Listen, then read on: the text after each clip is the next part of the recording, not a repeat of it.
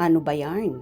Megastar Sharon Cuneta, damay sa okraya ng kampo ni Janine at Kim.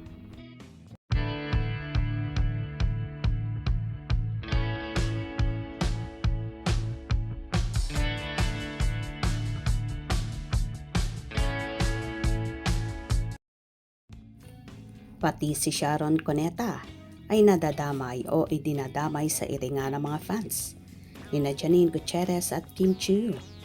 Naniniwala ang mga fans ni Kim na fans ni Janine ang nagpakalat ng issue na inisnab ni Sharon si Kim nang magkita sila sa Prime Video event.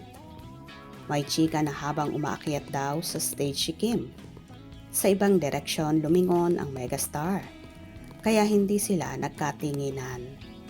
Ang dating ng eksenang iyon, hindi raw pinansin ni Mega si Kim at pinapalabas na dinedma niya ito. Marami ang hindi naniniwala sa chikang ito dahil kilalang magiliw si Sharon sa mga kapwa artista at lahat ay binabati nito. Baka raw may iba lang tiningnan si Sharon at hindi napansin si Kim. Kahit may totoo na hindi ito nangyari, ayaw pa ring maniwala nang nagpakalat ng issue. Ang sabi ng isang eyewitness, nagsabay lumabas sina Sharon at Kim at nagbeso pa ang dalawa. Mahal daw ni Sharon si Kim dahil mabait itong bata at walang rason para dedmahin siya ni Mega. Siguro kung nababasa ito ni Sharon, matatawa ito at makikiusap na rin na huwag siyang isali sa puksaan ng dalawang kampo. Mas maganda kung ang pag-usapan ay kung gaano sila kasweet ni Marian Rivera sa nasabing event. Magkatabi sila sa stage at napansin na kumapit si Marian kay Sharon at kumapit naman si Kim kay Marian.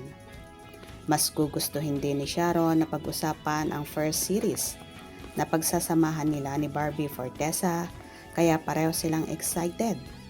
Hindi pa nabanggit kung sino ang direktor ng Honor Thy Mother, pero sa September na ang airing nito.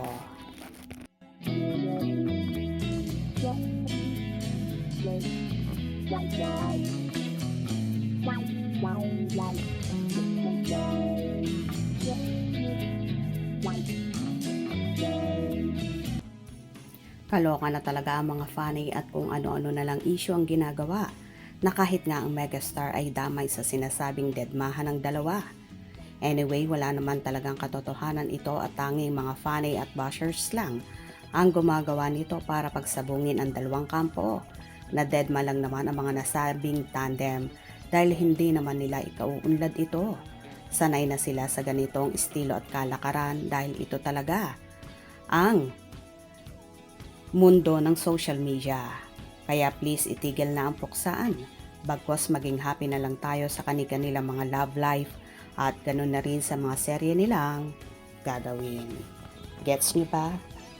Kung nagustuhan nyo ang video na ito, comment down below.